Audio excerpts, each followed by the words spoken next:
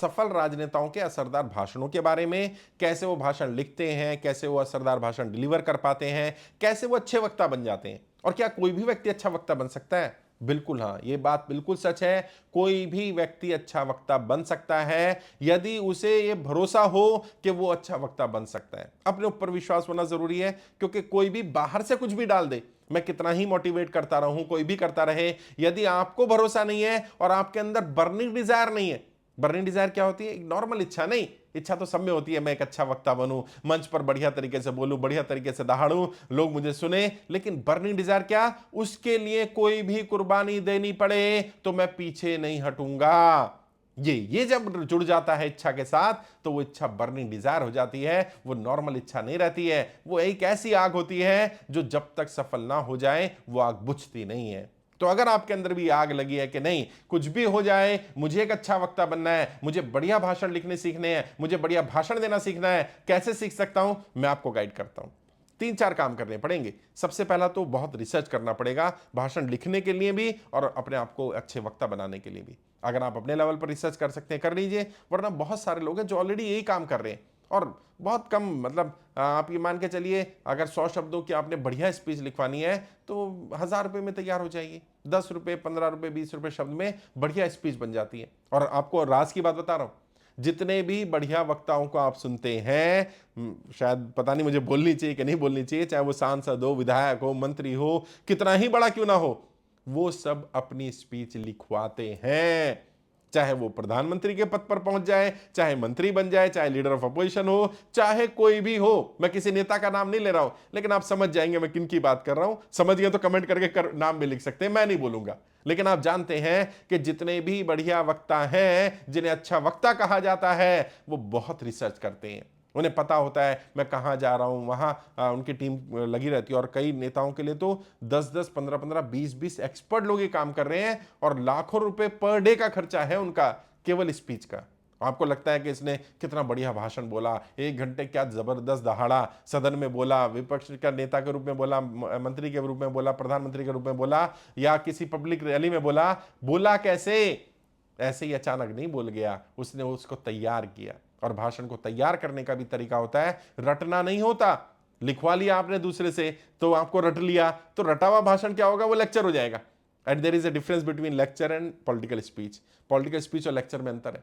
बहुत सारे अच्छे अच्छे टीचर हैं, अच्छे अच्छे प्रोफेसर हैं, जब वो मंच पर आते हैं, राजनीतिक मंच पर या किसी मंच पर भाषण देने के लिए, 5 मिनट बाद ही लोग सोने लगते हैं, ऊँघने लगते हैं लोग। कई वक्ता ऐसे हैं जो 1-1 घंटा बोलते हैं, लेकिन लोग उनको सुनते हैं, मंत्रमुग्ध हो जाते हैं, कनेक्ट हो जाते हैं, क्योंकि उनको पॉलिटिकल स्पीच देनी आती है।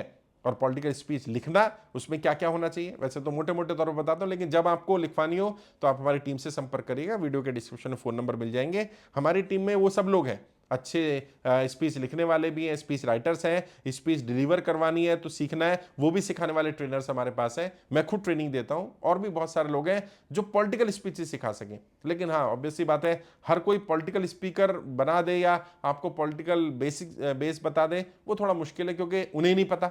बहुत सारे लोग हैं मेरे पास आते हैं स्पीच सीखने के लिए कि सर मैं तो इस थिएटर में चला गया था कि थिएटर में शायद बोलना सीख लूंगा। वहाँ थिएटर किया थोड़े दिन, लेकिन समझ में आया वहाँ तो अलग ही तरह का ड्रामा चल रहा है। ये लोग कि जी मैं रामलीला में या इसी में उसमें जाकर के मन संचालन करने लगूंगा, और वो पता चला वो हंसी का पात्र बन जाते हैं। वो वही स्पीच राजनीति में देने लगते हैं तो लोग मजाक उड़ाने लगते हैं उनका। तो आपको पॉलिटिकल स्पीच में थोड़ी सभ्यता भी होनी चाहिए, सौम्य होनी चाहिए, थोड़ा सा ह्यूमर भी होना चाहिए, थोड़ी सी कनेक्टिविटी भी होनी चाहिए। और पॉलिटिकल स्पीच के डिलीवर करने का, लिखने का तरीका बिल्कुल अलग है। नॉर्मल जो स्पीच लिख देते हैं वो स्पीच नहीं चलेगी। पॉलिटिकल स्पीच बिल्कुल अलग तरीके से लिखी जाएगी। उसमें डेप्थ होनी चाहिए, उसमें डिटेलिंग होनी चाहिए। इतनी डेप्थ, इतनी डिटेलिंग भी ना हो जाए कि ऑडियंस बोर होने लग जाए। तो कहां डेप्थ पे रुक जाना है, कितना हैवी शब्दों का इस्तेमाल करना है और कितने हैवी शब्दों का इस्तेमाल नहीं करना, कहां आपने अपनी स्पीच की वॉइस मॉड्यूलेशन के हिसाब से फ्लो को तैयार करना है और कहां पर वॉइस मॉड्यूलेशन नहीं देना। अब क्या हुआ, आपने जर्नल स्पीच लिख दी। बहुत सारे लोग हैं कहते हैं जी मुझे लिखना आता है, लिख दिया। ऐसे लिखना, लेटर लिखना, पत्र लिखना, वो व्यवहार अलग है। किताबें लिखना वो अलग है।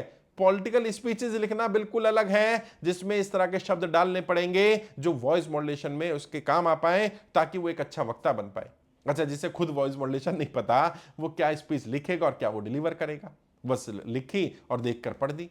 और जो देख करके पढ़ रहे हैं इसका मतलब क्या है, उन्होंने स्पीच पर मेहनत नहीं की है, उन्होंने जैसी स्पीच आई वैसी ही पढ़ दी।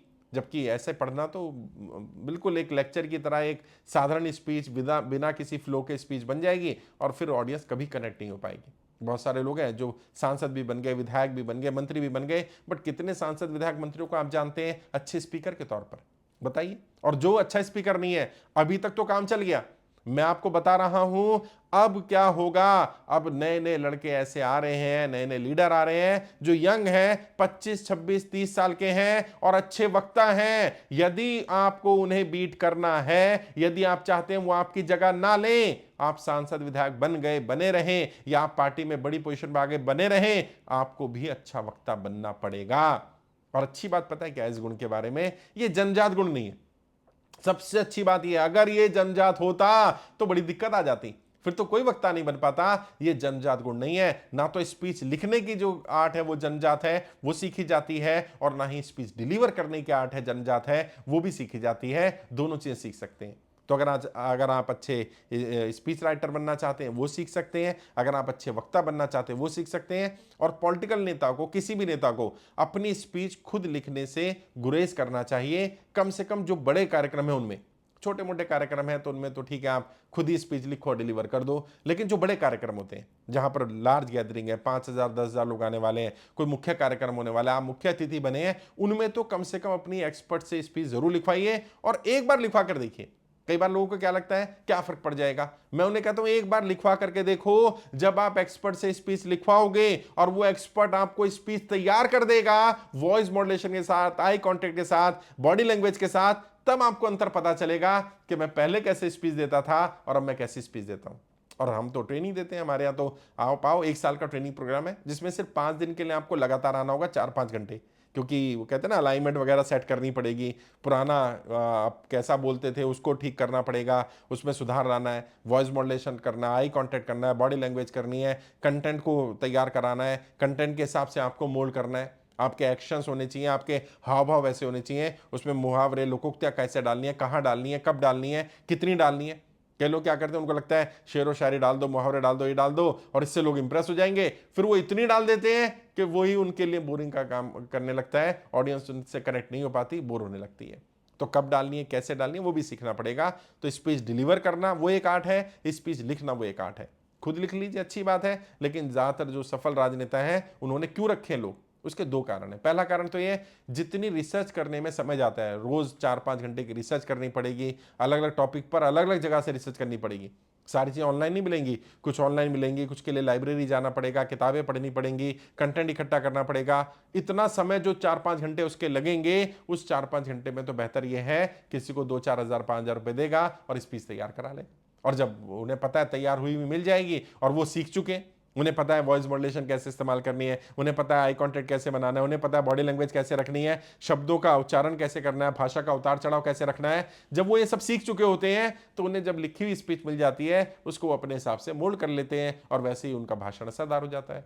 पहले 1-2 बार में शायद थोड़ी दिक्कत आती है, जब एक बार सीख गए, क्योंकि 5 दिन तो हम यहाँ सिखा देते हैं, उसके बाद क्या है महीने में 1 बार बुलाते हैं रिव्यू करने के लिए, महीने में 1 बार 1 दिन के लिए रिव्यू करने के लिए, और प्लस ऑनलाइन हमारी टीम कम्युनिकेट करती रहती है उनसे, उन्हें रेगुलर टास्क देती रहती है अलग अलग वीडियोस बनाने के लिए, अलग अलग कंटेंट के लिए, ताकि उन्हें पता चल जाए कि हाँ स्पीच को डिलीवर करने का मेरा पैटर्न फिक्स हो गया।